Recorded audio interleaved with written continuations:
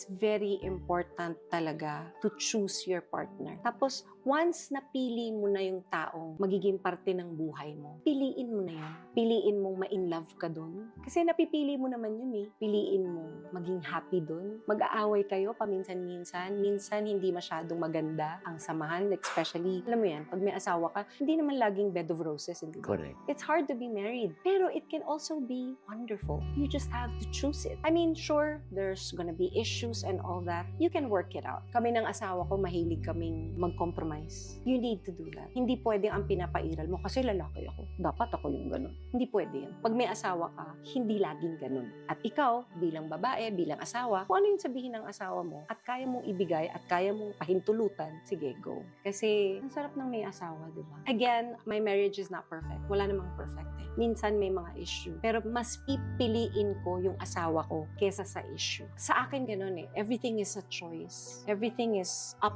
to us to make our lives better, to make us happy with whatever relationship we have. Choose the right person to be with so that it'll be easier to choose this person every time. I'm so happy na pinili ko yung tamang tao para sa personality ko, para sa akin.